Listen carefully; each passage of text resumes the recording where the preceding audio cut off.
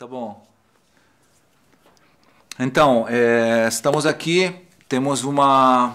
Eu estou arrepiado, em primeiro lugar, porque não me parece verdade. Eu conheci a Mônica por causa da Marcela, tempo atrás, e nós fizemos alguns encontros, mas foi tudo através de quadradinho, YouTube, vendo ela, e poder ver ao vivo é um prazer enorme. Agradeço também a Carla, que está aqui, por essa oportunidade. O convite, Mônica, é porque começamos, de um lado, um projeto, se chama Vapcast, de Vale a Pena. Porque depois da pandemia, com alguns amigos, vimos quanto foi difícil, né? Depois vamos retomar esse assunto. Quanto foi difícil e quanto é difícil. Eu conheço muitos jovens, lido com jovens. A vida é dura, tem muitos problemas, muitas dificuldades, as famílias também. Veio com a necessidade de, mais que explicar como viver, de encontrar alguém que possa contar histórias. Eu acho que vale mais uma história que muita coisa que você pode ensinar, ou se ensina mais como uma história, né?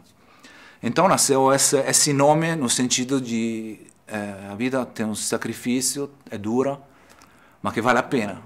Vale a pena, e tantas vezes nós, sem nos darmos conta, utilizamos como se fala, esse intercalar, não sei, de vale a pena, vale a pena.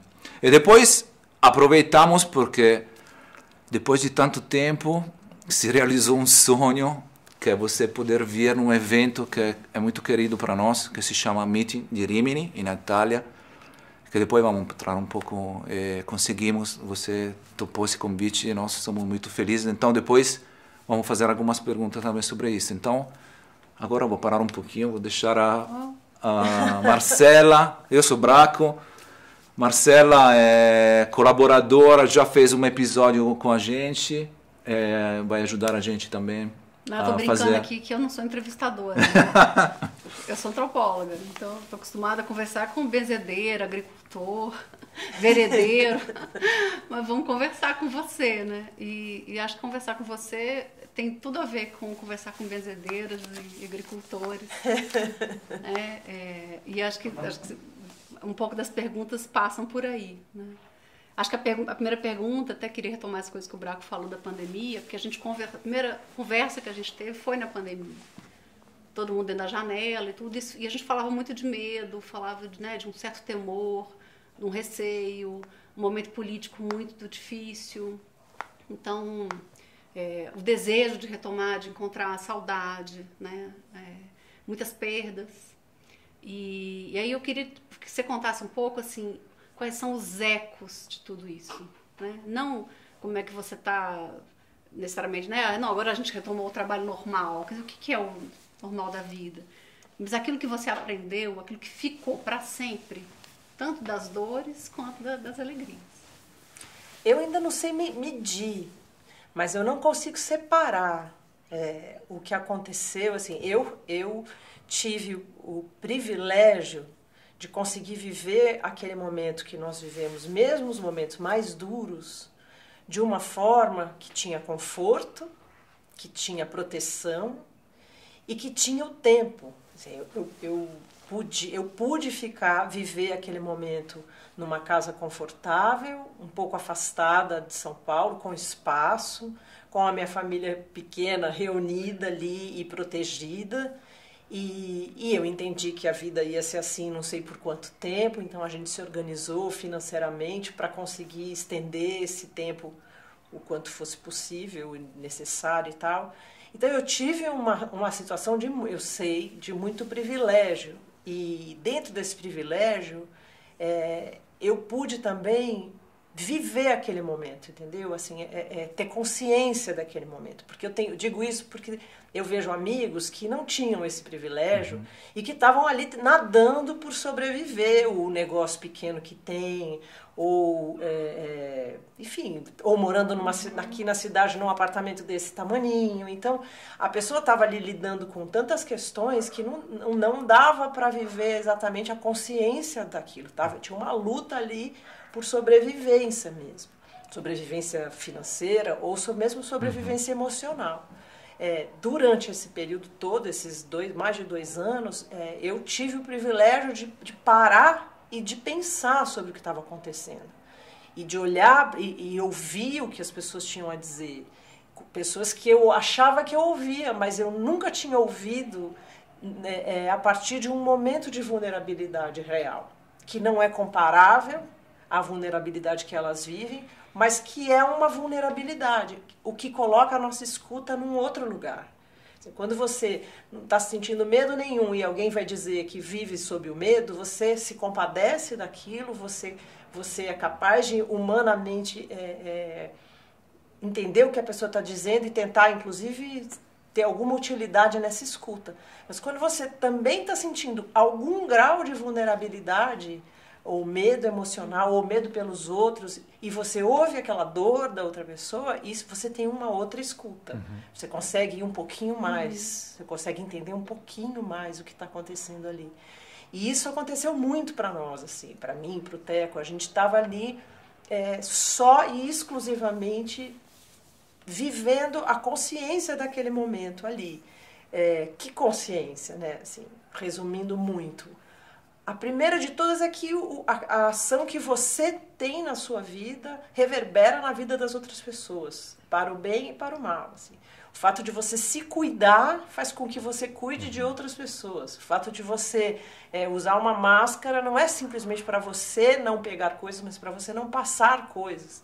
O fato de você não usar uma máscara, você pode estar levando uma coisa que para você poderia não fazer grandes coisas, mas fazer um mal, levar a outra pessoa a morrer naquela situação que não tinha vacina, que não tinha. Então, assim, isso era uma coisa.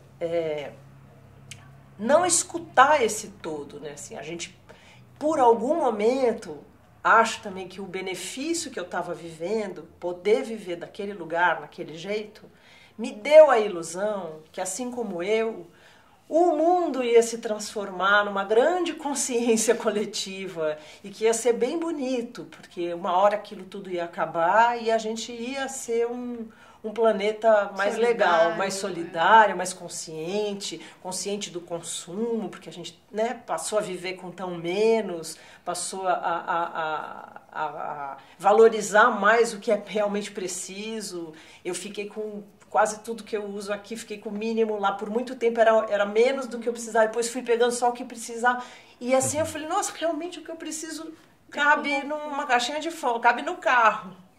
E a gente acumula, então, um monte de coisas que eu vivi ali, essa consciência, e tive a ilusão, por causa da forma como eu vivi, e também porque as ações que acabaram acontecendo, os vídeos que a gente produziu, isso devolvia um amor enorme do outro lado. E então você falava, nossa, como o mundo está amoroso. Eu estava vendo um lado que era um pouco esse.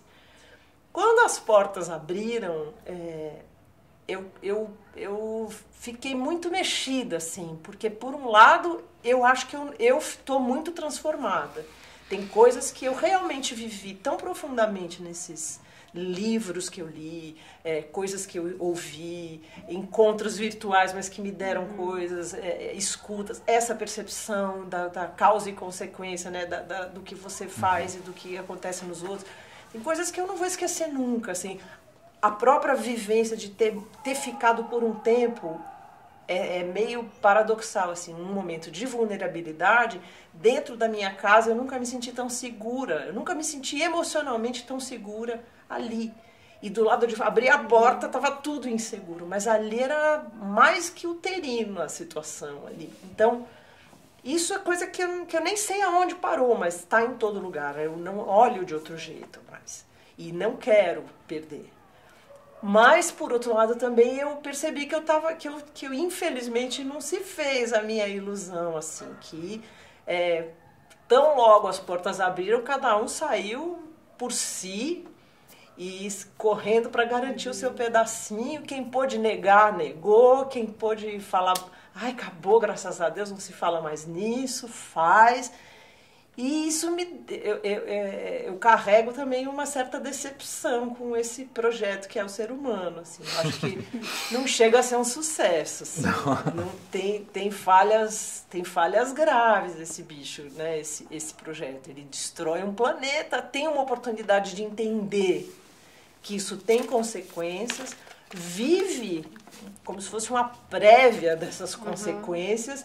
E o que ele faz com isso é negar. Esses dias mesmo eu vi uma pessoa lamentável, que é um secretário do meio ambiente, dentro de um ambiente acadêmico, de discussão do aquecimento global e do que está acontecendo com o meio ambiente, e o cara falando para aqueles cientistas todos que tudo isso era uma besteira, que o planeta se autorregenera, se autocura. E aí ele foi execrado. A primeira, aliás, uma mulher maravilhosa, quando ele terminou os 5 minutos de bobagem que ele falou, ela falou, como é que você tem coragem de vir aqui na nossa cara, nesse evento, como secretário oficial, quer dizer, falar tanta bobagem, assim, para cientistas? Como é que você tem coragem? Assim? Então, enfim... Acho que o saldo é meio esse, o resumo do saldo. De um lado, eu estou impregnada de coisas que eu senti, que eu vi, que eu vivi, que eu absorvi, que eu senti, que eu li, que eu ouvi. Depois eu estou ainda com outro saldo, que é da vivência de coisas profissionais que aconteceram a partir foi a partir do que foi feito na pandemia, que apareceu o convite para a turnê com o Chico, que para mim é muito mais do que um presente de carreira, é um presente de vida, é uma volta, assim, é um reconhecimento de que eu trilhei profissionalmente certo, porque um ídolo, meu ídolo de formação emocional, reconheceu como uma identidade o meu trabalho. Então eu fiz tudo certo, como se fosse assim, sabe? Então, tá junto. E eu não sei se eu viveria essa turnê como eu vivi se eu não tivesse passado pelo que aconteceu na pandemia. Tá tudo junto. E ao mesmo tempo também essa estranha decepção, assim, essa sensação que eu tento que não cresça, eu fico procurando aqui e ali, me segurando em esperanças, assim, porque eu tenho um filho de 16 anos e que vai seguir vivendo um pouquinho mais nesse planeta do que eu. E eu espero que esse planeta tenha alguma coisa melhor do que a gente está vendo, assim, né? A minha segunda pergunta acho que tem a ver um pouco com essa resposta que você deu, porque eu lembro que você recentemente deu algumas entrevistas e comentou que sempre te tremeu essa possibilidade de cantar com o Chico. Né? Foi uma coisa que te fez tremer, no sentido de tremer o coração, né? Tremeu até fisicamente, né? E que você queria preservar o tremor, quer dizer, não perder o espanto permanente. Espanto roseano, né? Né? Essa coisa de não perder a dimensão total, né, do que você está vivendo, das coisas. E acho que tem a ver com essa reverberação da pandemia. A gente não quer perder o tremor vivido, experimentado, eu não que mobilizou, imaginar, que nos mobilizou tanto. Mas eu queria que você falasse dessa coisa assim, eu não quero perder o tremor. O que é não perder o tremor? Qual é o trabalho que o coração tem que fazer pra gente não cair na obviedade? Eu acho que consciência, é engraçado, né? Consciência às vezes parece que é uma coisa fria, como se o conhecimento esfriasse a emoção, né? Assim, então eu tenho um cientista, é uma pessoa fria e calculista, né? Porque ele tem consciência, porque ele estuda. Mas eu acho meio ao contrário, assim, nesse caso, pelo menos. Eu acho assim usando esse exemplo que é mais fácil, eu tenho consciência ao lado do Chico Buarque do tamanho que ele é como artista e o papel que ele tem na minha vida, na vida de quase todo mundo que tem alguma inteligência e alguma sensibilidade e na vida de um país, porque ele criou um país, ele fala de um país com tanta propriedade. Eu cansei de ver gente fora do Brasil, na Europa, cansei de ver gente falando, aprendi a falar português para entender as letras do Chico. Isso não é pouca coisa, isso é muito. Claro. Isso é um cara que carrega o melhor de um país. Então, você não sabe o que fazer com o Brasil, olha para o Chico Buarque e fala, bom, se o país fez o Guimarães, o Chico Buarque, o Milton Nascimento, o Machado de Assis, esse país tem alguma coisa boa. Então, se a gente está se distanciando dessas coisas, tem alguma coisa muito errada. Mas é só voltar para elas, não é que tem que inventar um país novo. Está lá, esteve lá. Ele só nunca se realizou completamente. Mas é um país que gerou isso. Isso não é muito. E o Chico é uma dessas coisas. Então, a consciência de que ele é uma dessas coisas, não perder essa consciência, mantém ele nesse lugar. Esse lugar é um lugar de distância? Não, mas é um lugar de reverência. Não é um lugar de histeria, é um lugar de reverência. Eu não quero, e disse isso 1000 vezes, assim, conviver com ele durante 1 ano fazendo um trabalho e viajar é conviver, né? Assim, ensaiar, você começa a ver que tem uma pessoa, né? Pessoa normal, mas não é. Não é uma pessoa normal, é uma pessoa, é humano, e é esta pessoa humana que fez isso tudo. E eu nunca quero perder essa consciência que eu estou diante daquela pessoa que fez isso tudo em mim também. Porque é uma pessoa cuja obra me formou emocionalmente. Antes de eu ser cantora, antes de eu aprender a cantar, eu ouvia os discos dos meus pais dele, do que ele fazia. E aquilo ali formava dentro de mim um repertório emocional de sensações sem nome ainda. Mas eram sensações, eu estava crescendo emocionalmente, sentindo incômodo, sentindo vontade de chorar, mas por quê? Não sei, eu não sei por quê. Tinha uma coisa linda, eu sempre dou o exemplo do Pedaço de Mim, que é uma música punk, uma das mais punks, e que eu perguntei para minha mãe, o que quer dizer o revés de um parto? A saudade, eu sabia o que era a palavra saudade, criança sabe o que é saudade, tem saudade saudade grau 1, né? Mas é saudade. Tá bom, então eu entendi isso. Mas aquela música toda, aquele casal cantando, e o filho, e o revés de um parto, e a saudade, e aquela música, e aquela harmonia, e aquela melodia, e essas palavras soltas, elas iam formando dentro de mim um banco de emoções, que eu não era adulta, não era assim, mãe, não era nada, mas em algum lugar aquilo estava me formando. Eu devo isso, eu devo muito a isso. E eu não quero perder. Eu acho que é igual. Eu não vivi nenhuma guerra. Eu não sei o que era esse medo da guerra, da destruição, de não ter casa, de perder pessoas. Isso eu não vivi. A coisa mais perto de uma guerra que eu vivi foi a pandemia. Medo do quê? Das pessoas morrerem. Medo das pessoas morrerem indefinidamente. Medo de muitas pessoas morrerem de uma vez. Medo de você não ter as condições de trabalho. Esse medo estrutural, medo a quebra do desenho que você fez de futuro, né? Você não sabe o que vai... De repente, seus planos, sua agenda fechou e fala, bom, e agora a gente vai fazer exatamente o quê? Né? Assim, e por quanto tempo? E quando voltar, como é que vai voltar? Né? Essa é uma experiência. Eu entendi que, para mim, isso foi uma experiência de guerra, assim, de viver uma experiência de atropelamento do seu plano, do seu planejamento, da sua... E eu acho que a consciência disso faz com que você não perca o assombro agora em todos os sentidos, no sentido bonito da palavra, quando o assombro é e no sentido horrível e terrível da palavra, do absurdo, do assombroso, daquilo que dá medo, daquilo que dá desespero até. Acho que a gente não pode perder essas coisas. Se a gente perder esses parâmetros que vêm na consciência, a gente esvazia, fica mais raso como pessoa e joga fora.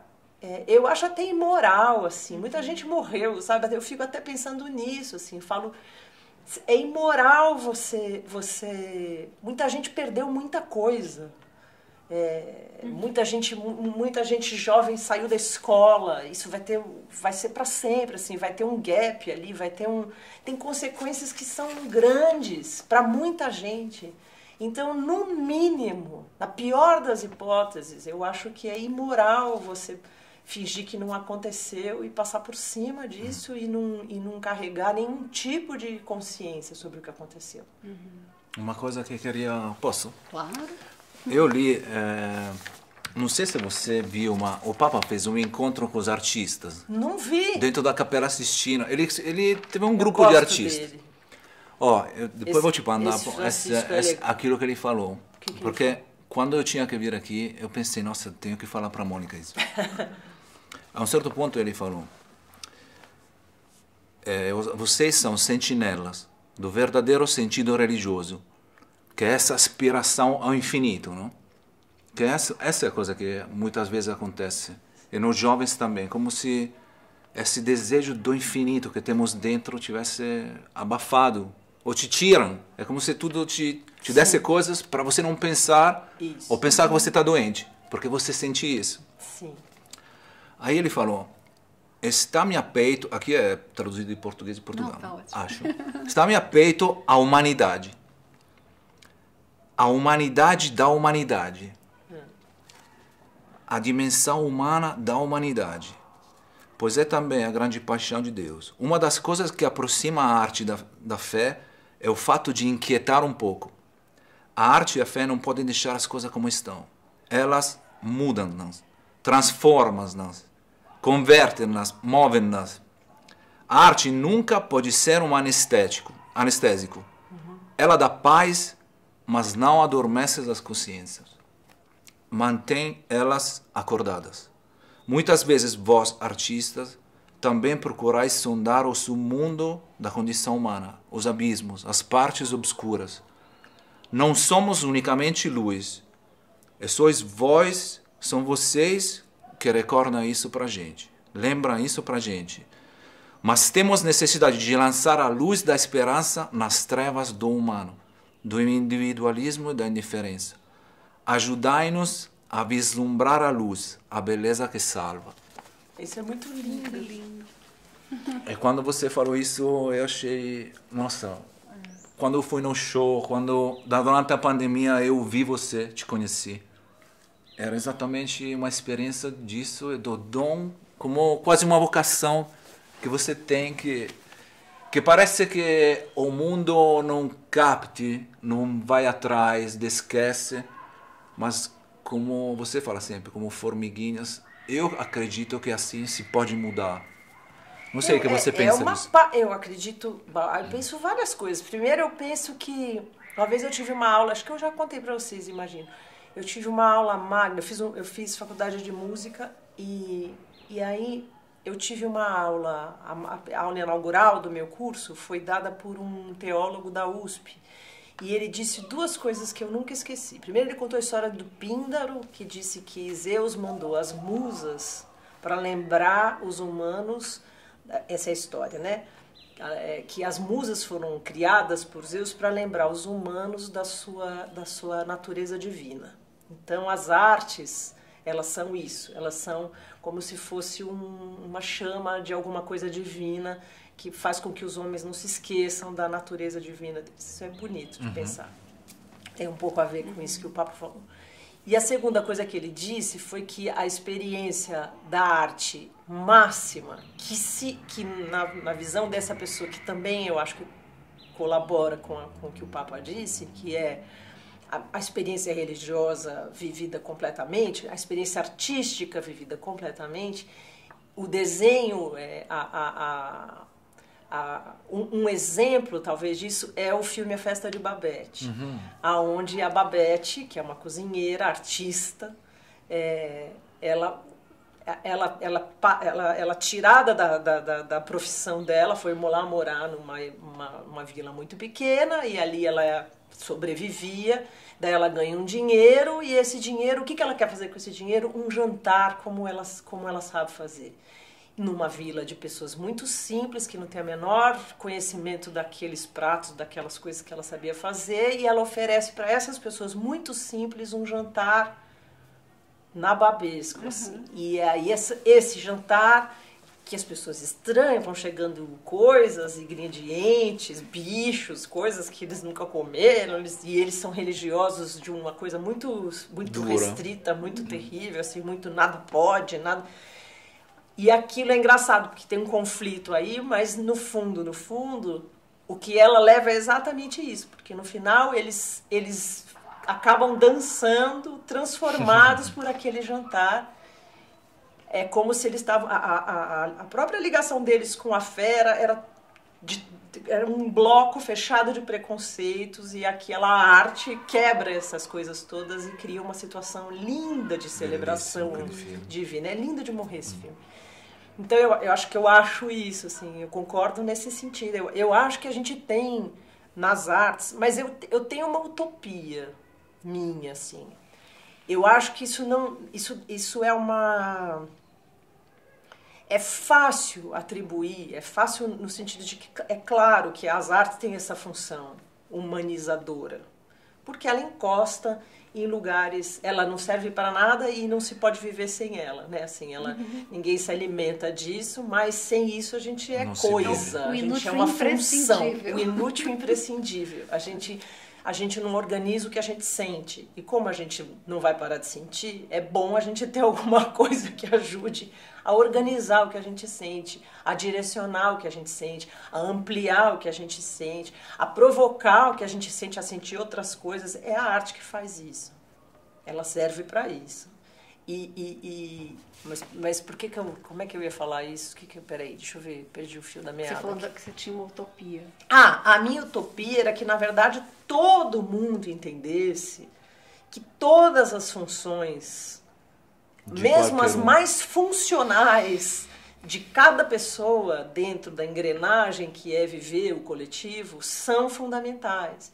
E que não só... Por isso eu tenho um pouco de... Eu não gosto dessa história do artista que ele é vivido ou tratado ou se acha uma pessoa acima, diferente, uma coisa distante, porque eu acho que ele é uma peça da engrenagem, como o padeiro, o lixeiro, o professor, todo mundo, o videomaker, o diretor, todo mundo. Se não tiver uma peça, o negócio não funciona.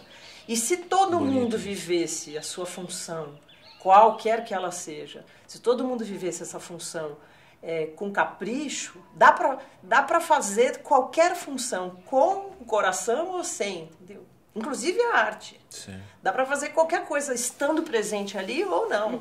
E a diferença disso é um planeta feliz ou infeliz, doente ou são, entendeu? A minha utopia era que fosse todo mundo vivesse assim, mas ela é uma utopia, para isso que a gente tem. Pra gente olhar para algum lugar e desejar. Eu me lembro muito bem, assim, a gente fez o primeiro projeto que eu fiz na Lei Rouanet, nunca tinha feito isso, eu estava apavorada porque era um projeto grande e estava a minha pequeniníssima empresa com dinheiro público e eu tinha que prestar contas e eu ficava nervosíssima, então eu não conseguia nem delegar para ninguém ir até o Banco do Brasil pagar o DARF de 15 centavos. Eu falava, meu Deus, não, porque eu preciso ir. Aí eu ia na fila, a Carla ria da minha cara, eu falava, Mônica, eu não consigo, eu preciso ir. Aí eu ia lá na fila.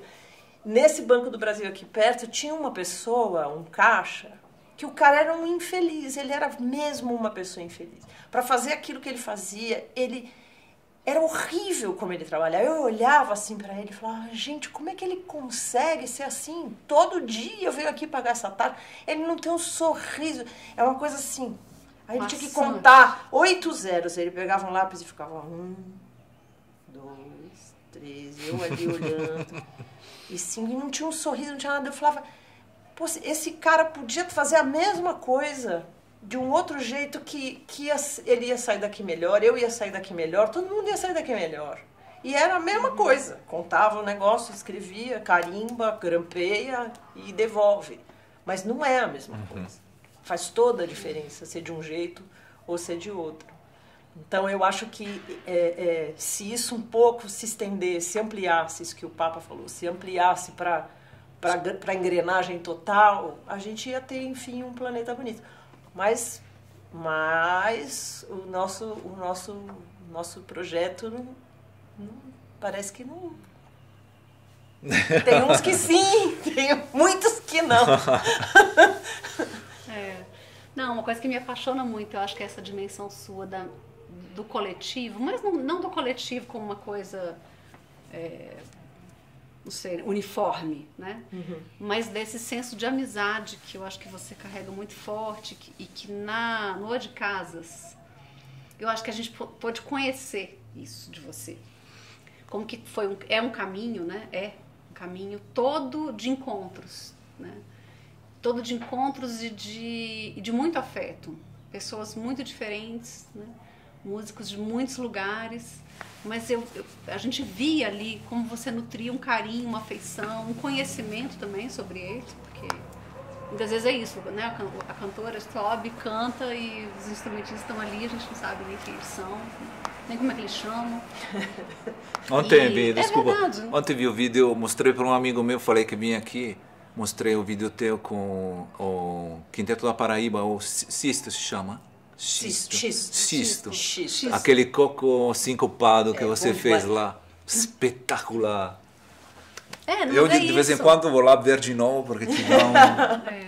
Mas eu acho que muita gente não conhecia músicos que estão aí há muito tempo, né? Que eles já escutaram em discos, mas não sabiam como é que eram os nomes, não sabiam quem eram aquelas pessoas. E é uma coisa que me apaixona do teu trabalho, essa consciência de uma amizade vivida com as pessoas e disponibilizada para o mundo, porque eu acho que o Ode Casas fez muito isso, fez a gente conhecer artistas de todos os lugares, né, de muitos lugares, de uma forma muito generosa, muito miúda, né, era um momento assim, um momento de encontro, de diálogo, como a gente estava dizendo mais cedo, né, de diálogos muito amorosos, que eu acho que muito isso também foi essa luz que o Braco estava dizendo. Mas eu queria que você contasse um pouco dessa sua relação de amizade com os músicos, com os artistas do Brasil. A gente não faz nada sozinho, né? Eu acho que também tem uma coisa de índole, assim, sabe? De personalidade. Eu sempre me incomodei. Quando eu comecei a cantar, eu comecei nova com pessoas mais velhas do que eu. Essas pessoas já tinham carreiras.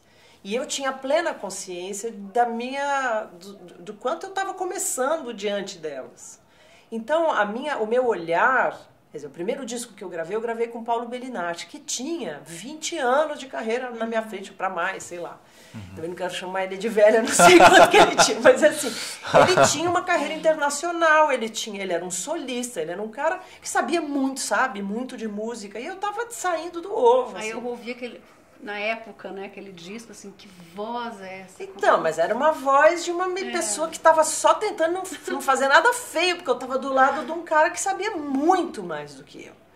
E eu me lembro, assim, perfeitamente, a primeira entrevista que eu dei, o quanto eu me sentia uma fraude, assim, e não era uma fraude, mas era assim, o que eu tenho para dizer é apenas, olha, eu estou fazendo o melhor que eu posso para valer a honra de estar do lado desse. Pergunta para ele, quem sabe é ele. O que eu vou ter para dizer aos 20 anos? Quem está interessado no que eu tenho para dizer aos 20 anos? Então eu achava assim, tinha quase vergonha de estar ali, assim. Eu tenho essa coisa, é minha personalidade, assim, o cantor, essa profissão de cantor, ela vem com um destaque antes da pessoa ter o que dizer. E isso para mim era desgostoso, assim, era incômodo. Eu já tinha, só porque eu sou cantora, eu tinha que dar uma entrevista. Mas entrevista do quê? Eu acabei de começar. Oi, acabei de começar. Então, eu acabei de começar. Mas o que você acha? Sei lá, eu acabei de começar. Eu só tinha isso para dizer. Acabei de começar, estou tentando não fazer nada errado. Estou tentando cantar as notas certas, estou tentando fazer bonito para merecer, para pelo menos não ficar feio para o cara que está do meu lado, que é um tremendo do músico. Não é conversa, eu sentia mesmo isso, entendeu? Eu me lembro o dia em que a chave virou. Foi um dia, alguns anos, vários anos depois desse primeiro disco, que eu estava voltando para minha casa. A gente tinha um grupo chamado Orquestra Popular de Câmara, que eu era uma cantora com 12 músicos e uma cantora. E minha função no grupo não era de solista, era uma coisa ou outra, mas muitas vezes eu era um instrumento um instrumento melódico como o saxofone, como a flauta, e eu estava ali fazendo uma voz intermediária para um outro instrumento solar, que é uma experiência maravilhosa e rara para um cantor. Então eu amava aquilo lá. E aí eu me lembro perfeitamente bem, assim, como se fosse agora, eu voltando para casa, de repente uma sensação assim de satisfação de que eu estava no meu lugar, assim, que aquilo agora era meu lugar, não era que eu estava tentando vir a ser alguma coisa, que aquilo era a minha estradinha, assim, é a minha estradinha. Eu lembro, quase dava para pegar na mão essa sensação de que eu não era mais um bico, assim, uma pessoa que estava ali no lugar de outra, que aquilo ali era meu número, que aquilo ali se encaixava e que ali em diante eu estava numa estradinha. Assim. Eu lembro dessa sensação, mas ela demorou para acontecer. Então, eu sempre entendi, eu nasci como cantora olhando os músicos de um lado de quem admira o que eles fazem e sabendo que quando você troca uma pessoa, você não está trocando, não é o mesmo, não é o instrumento que faz a diferença, é o músico que faz a diferença. Se você tem alguém tocando acordeon e você troca a pessoa que toca o acordeon, é outro instrumento. Essa pessoa tem outra bagagem, ela tem outra linguagem, ela tem outro som, outro timbre, ela tira outro som do instrumento. Ela vai trazer outras coisas, aquela música se transforma com isso. Então eu aprendi isso, tive a sorte de entender, de aprender e de me ligar nisso, de aprender isso cedo, e isso interfere na minha música, interfere no que eu faço. Eu não faço nada sozinha, eu preciso dessas... O que eu faço talvez mais do que tudo é juntar as pessoas. É falar, para esse trabalho aqui, eu vou convidar essa pessoa com essa pessoa, mais do que os instrumentos, não é esse, eu vou juntar um cello, um piano, não. Eu Você vou juntar pensa na a pessoa. Por quê? Porque essa pessoa tem um som, tem uma compreensão no seu próprio trabalho, tem uma personalidade musical, tem uma bagagem, vai entender esse meu desejo de tratar esse trabalho mais assim ou mais assado, vai conseguir me entender e vai trazer coisas que eu não sou capaz de fazer. Então, para mim isso é até óbvio, porque é assim que eu aprendi, nunca foi de outro jeito, não é de outro jeito. E não é mesmo de outro jeito. Sobre isso, poderia contar uma coisa que eu li, que achei genial, que você contou, falando de Chico, né? Chico, da tua amizade com ele, que você falava nessa entrevista que ele admira um pintor pós-impressionista, Pierre Bonnard, e como isso se ligou a Beatriz. É linda essa história, é um presente que eu ganhei, a história e o presente, quer dizer, a gente já tinha feito todas as cidades, as últimas cidades eram São Paulo e Rio, e Salvador, que a gente teve que adiar, acabou virando a última, né? Então, a gente já tinha passado por todas as outras, estávamos no início da temporada do Rio, que era numa casa de show, Vivo Rio, que a gente fazia passagem de som e tinha um jantar longo, porque a casa abre cedo, para as pessoas terem consumo e tal. Daí, num desses jantares, o Chico falou assim... tem uma história que eu já falei muitas vezes, eu não sei se eu já falei para você... desse pintor do Bonnard, que ele era um pintor que foi muito famoso em vida e que ele visitava os quadros dele nos museus, os quadros que estavam expostos, mas ele levava escondidos uns pincéis e umas tintinhas, assim, e quando os guardas davam uma bobeira, ele ia lá e dava um retoquinho na pintura que estava exposta, já assim, tipo aquela pincelada podia melhorar, né? Aí eu já amei essa história é linda demais, né? Esse artista que ainda está arrumando, ainda não está satisfeito, ainda pode ficar mais legal, não entrega a pintura, ainda é dele, né? Tá lá, mas ainda já tinha gostado aí. Mas aí depois ele falou, porque eu fico ouvindo você cantar Beatriz, que é uma música feita há 40 anos atrás. E ali naquela hora da Divina Comédia, que será que é divina? Não é a vida da atriz. Eu escrevi a vida da atriz, mas você fala tantas outras vezes, se eu pudesse entrar na sua vida, tem 1000 vezes vida. Ali, será que é comédia, será que é divina? A sina da atriz. É a sina da atriz. Ele falou assim. Aí eu falei, já entendi, você tá querendo dar uma pincelada na Beatriz.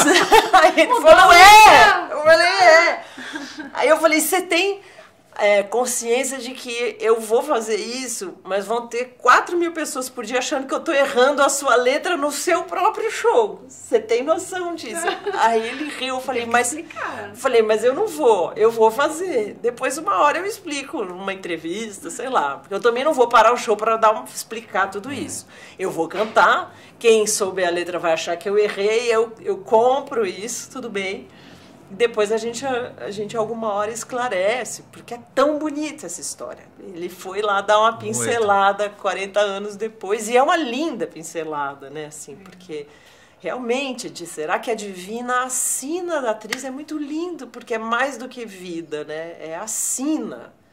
Sina é mais do que vida. É vida, mas é uma vida predestinada, é uma vida que estava escrita, é uma vida que vem da mão de um artista, né? Belíssimo. É uma pincelada. Nossa, nunca mais eu vou escutar. É lindo demais. Viu? Você não sabia essa. Não, é um presente incrível, incrível mesmo. E que me deu um presente dentro dessa música. Quer dizer, essa música já era imensa para mim, desde ouvir com o Milton. Em nenhum momento da minha vida, eu já cantei muito Beatriz. Desde a primeira vez, eu achei que eu nunca cantaria essa música, como todo cantor acha que jamais cantaria essa música depois daquela gravação do Milton, de estreia da música do Milton. Até que eu parei de brigar com isso. Eu falei, a música não tem nada a ver com isso. Que ela nasceu perfeita daquele jeito. Coitada, ninguém nunca mais vai cantar a música. Sabe que ela nasceu perfeita?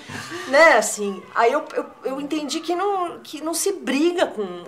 Primeiro que não se briga com nenhuma gravação. Quer dizer, que as músicas, elas são vivas ali. Segundo, que não se briga, sobretudo, com o Milton Nascimento. Você absorve, você reverencia. Eu, toda vez que canto Beatriz, o Milton tá junto comigo. Porque essa música nasceu para mim. Ela é uma música que, óbvio, foi composta pelo Chico e pelo Edu Lobo, mas que nasceu com essa terceira pessoa junto, que é o Milton. E isso nunca brigou dentro de mim. Eu canto, eu tô junto com aquele Milton lá dentro de mim. Mas agora eu ganhei uma pincelada só minha. Pelo menos ela começou comigo, agora ela segue. Grande. Eu adorei. Não, e é lindo como essa coisa, né, das composições que fazem parte de uma obra, de um conjunto maior, quando elas ganham uma personalidade tão forte, ela é uma canção, né, e é praticamente uma área, né, dentro de uma história. Total. É que o Brasil tem uma coisa, eu acho fenomenal, assim, fenomenológica também, assim, porque ela é o seguinte, a gente é um país, o Brasil é um país gigante, que deveria, era de se esperar, pelo tamanho que ele tem, que ele tivesse pelo menos dialetos, como assim, né, que ele tivesse realmente, não unidade, é impossível pensar um negócio desse tamanho que tem uma unidade.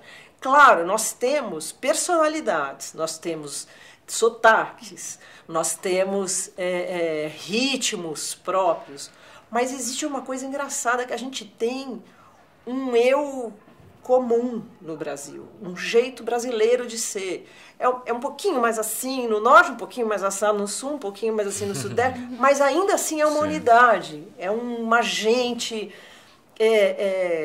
criativa, é uma gente bem-humorada até na diversidade. Isso aparece na música local, regional, de vários jeitos. Aparece no malandro do samba, aparece no repentista do Nordeste, aparece... você vê traços de personalidade de um país que se mantém, mesmo com as diversidades de acento, de ritmo. Isso é um fenômeno. Eu acho isso um fenômeno. Eu fico pensando também que é uma história muito cantada. A história do Brasil está muito na música, cantada pelos compositores, pelos letristas. E, ao mesmo tempo, é uma história que foi construída por causa da música. Como você comentou, uma obra do Chico influencia uma pessoa na decisão da vida dela. E vice-versa, né? Tem a Joyce fala uma frase maravilhosa. Aliás, a Joyce e o Dori, não sei quem foi que falou, mas os dois falam, ou um atribui o outro, agora já não me lembro mais. Mas são duas frases muito boas. A primeira é assim: A música brasileira, a música brasileira é o Brasil que me prometeram. É muito boa, que tem a ver um pouco com isso que eu falei agora, assim, que também a literatura pode ser o Brasil que me prometeram, né? Mas a música tem um alcance muito maior, a música popular. Que é essa, assim, se a gente vivesse em todos os aspectos políticos, culturais, não só culturais, né? Políticos, em todas as abrangências, o que a música brasileira é capaz de realizar, a gente seria o melhor país do mundo, não tenho dúvida. E a outra frase que é muito boa é que a música brasileira tem resposta para tudo. É muito bom, é verdade, mas é porque ela está dentro, assim, é um país que vive a música como crônica, né? O papel da letra da música brasileira é diferente, por exemplo, do que uma música americana. A letra, a música americana, eu tenho a sensação de que a letra é um veículo, assim, que o lance é a música. A frase melódica, a linguagem musical está acima da linguagem. A palavra está a serviço da linguagem musical.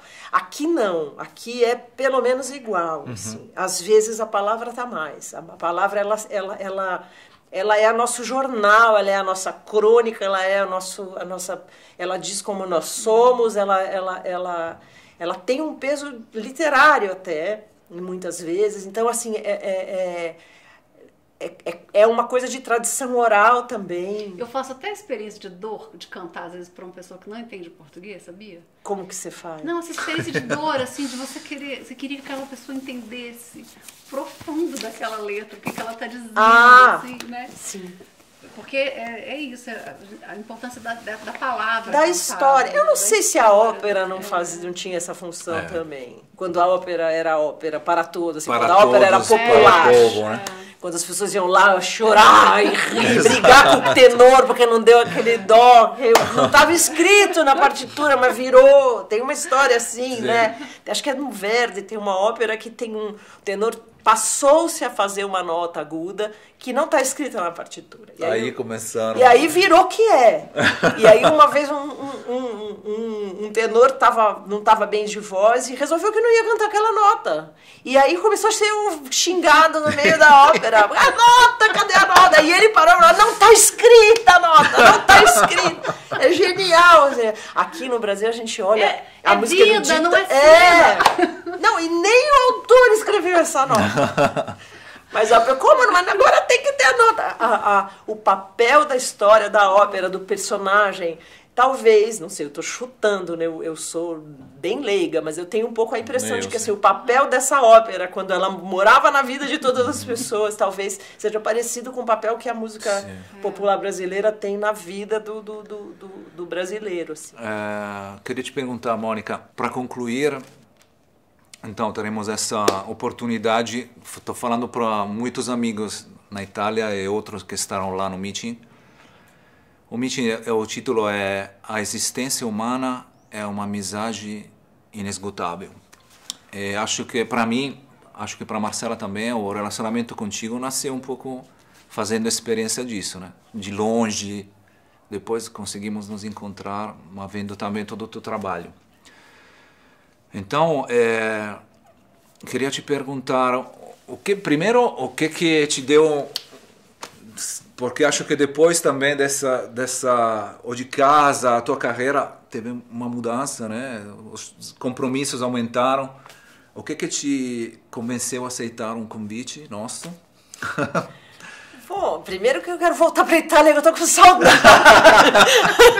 Não, bom, esse é o meu trabalho, esse é mesmo o meu trabalho. A gente criou uma amizade, né? Se vocês falaram com tanto carinho desse festival, desse momento, desse encontro, desse evento, que eu fiquei curiosa mesmo, né? De ver, porque uma coisa é você ser convidado para fazer, que é meu trabalho também, você fazer parte, levar a sua música para dentro de qualquer situação onde as pessoas possam ver. Isso, ampliar o trabalho é o trabalho em si.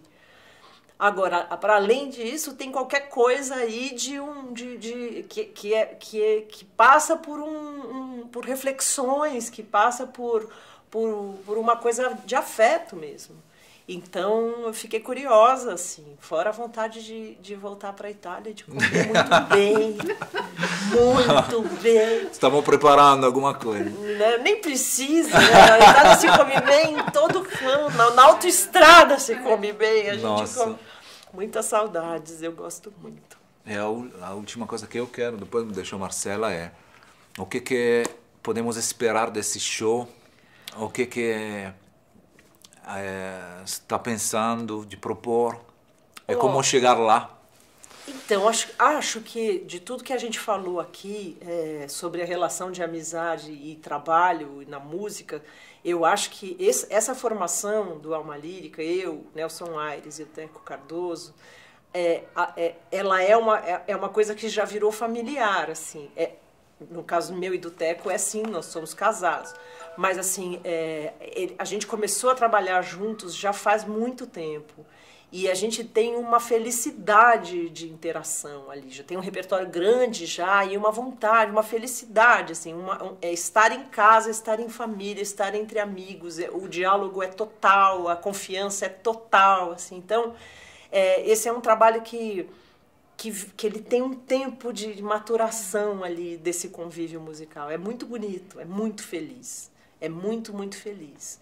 Ele é muito aberto, a gente tem material para bastante coisa já, assim. E sempre a vontade de fazer. Tem uma novidade bonita que isso vai acontecer lá e que é o seguinte, o Nelson tem uma música maravilhosa chamada Noite, maravilhosa. Uma valsa que ele compôs e que ele escreveu a letra e que na primeira vez que a gente montou o primeiro repertório nosso, ele já apresentou essa música para nós e nós nos apaixonamos completamente por ela. E ela é uma música interessante porque ela não é uma música fácil, mas ela tem aquele pozinho mágico que as pessoas se apaixonam pela música e depois comentam. Aquela música do Nelson, assim, tem uma coisa ali, dessa coisa que o compositor às vezes fala, achei uma coisa aqui que é maior do que eu, assim, que a música saiu com esse... Nós temos um amigo, um clarinetista italiano, o Gabriele Mirabassi, que é um tremendo músico, e o Gabriele é um apaixonado pela música brasileira e é uma das pessoas que aprendeu a falar português por causa da música brasileira e fala bem. Ele escreveu uma versão em italiano dessa música. Então, eu vou cantar a música em italiano, que é linda mesmo, porque é uma versão bastante fiel assim, do que é a letra em português.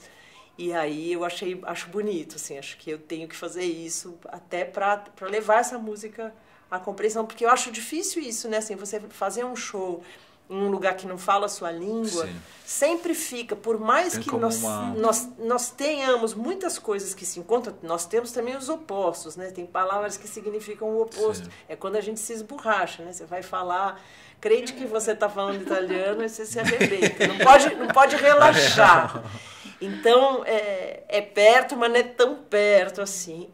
Mas sempre fica um pouco essa frustração nossa de que queria, até pelo peso que tem a poesia na letra da música brasileira, fica uma frustração de que você queria que a pessoa aproveitasse o todo, né? Você acredita na força da música, você acha, no caso da Itália, que sim, alguma coisa ou outra vai ser entendido, porque nós não somos né, próximos, mas...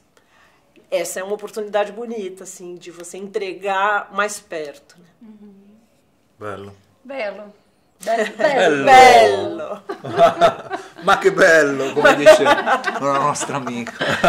Mônica, brigadíssima. Brigadíssima, eu também. Obrigado. Adorei. Um sonho. Então, nossos amigos, vai sair nos nossos canais, entrem, o famoso sininho, etc. Divulguem aos nossos amigos italianos, ansiosos para esse show com a Mônica. Não percam, não percam. Obrigado. Obrigada. Obrigado. Obrigada a ele.